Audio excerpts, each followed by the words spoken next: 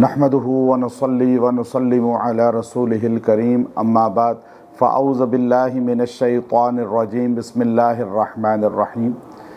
اللہ رب العزت نے قرآن پاک کے اندر ایک دعا ایسی سکھائی ہے، اگر کوئی انسان وہ دعا کثرت کے ساتھ پڑھے، اللہ تعالیٰ اس کے جہاں گناہ معاف کرے گا، جس مقصد کے لیے ساتھ دعا کرے گا اللہ تعالیٰ اس مقصد کو پورا فرمائیں گے۔ چونکہ انسان یہ چاہتا ہے میں جو بھی کام شروع کروں یا کسی بھی کام میں ہاتھ ڈالوں تو اس کام میں مجھے اللہ کی طرف سے مدد ملے اور اللہ تعالیٰ میرے کام کو تکمیل تک پہنچائے۔ بعض اوقات انسان کسی کام کو شروع کرتا ہے تو پردہ غائب سے اس میں ایسی رکاوٹیں آنی شروع ہوتی ہیں کہ وہ کام وہیں پہ رک جاتا ہے۔ اب ایک آدمی گھر بنا رہا ہے، گھر بناتے بناتے ایک دم جو ہے گھر رک گیا اور پتہ ہی نہیں چلتا کہ اب یہ آگے کیسے بڑھے گا، اور پیسہ بھی آنا بند ہو گیا، اور ساتھ ہی بعض اوقات لوگ تنگ کرتے ہیں جو بنانے والے ہیں، تعمیراتی کام کرنے والے ہیں، اور اسی طرح جو ہے کاروبار چلتے چلتے ایک دم جو ہے رک جاتا ہے، اور اس میں ایک دم رکاوٹیں ایسی آتی ہیں کہ عروج کے بجائے زوال ہونا شروع ہو جاتا ہے۔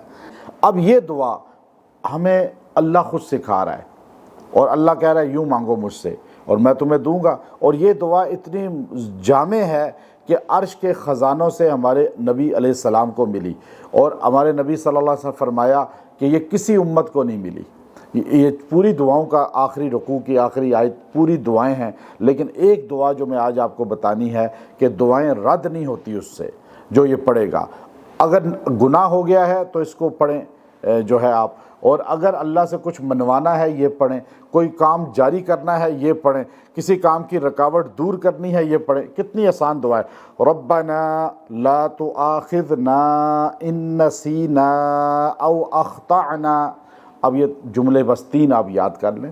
روزانہ یہ دعا جو بندہ 3 مرتبہ پڑھے گا اللہ اس دن کے سارے گناہوں کو معاف کر دے گا۔ اب رات کو جب لیٹیں بستر پہ تو یہ دعا 3 بار پڑھ کے سینے پہ پھونک دیں۔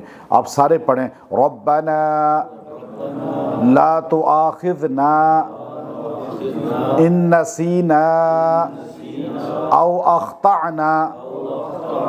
اتنا جملہ ہے۔ اللہ ہمیں مؤاخذہ نہ کرنا، پکڑ نہ کرنا جو بھول کر یا جان بوجھ کے ہم سے غلطیاں ہو جائیں۔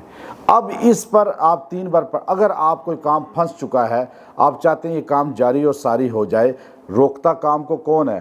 بندہ نہیں روک سکتا، اللہ کی طرف سے فیصلہ ہو رہا ہے۔ تو آپ اللہ کو راضی کریں اور آپ یہ پڑھیں، 111 مرتبہ پڑھ کے دعا کریں، لیکن کوشش یہ کریں کہ اس کو 300 بار پڑھیں، کم سے کم 300 بار پڑھ لیں تو بہت اچھا ہے۔ یہ 300 بار اس کو پڑھیں اور پڑھ کے دعا کریں۔ اللہ تعالیٰ 11 دن تک اس کو پڑھیں اور 300 بار پڑھیں روز، انشاءاللہ اللہ تعالیٰ اس رکاوٹ کو دور فرما دیں گے۔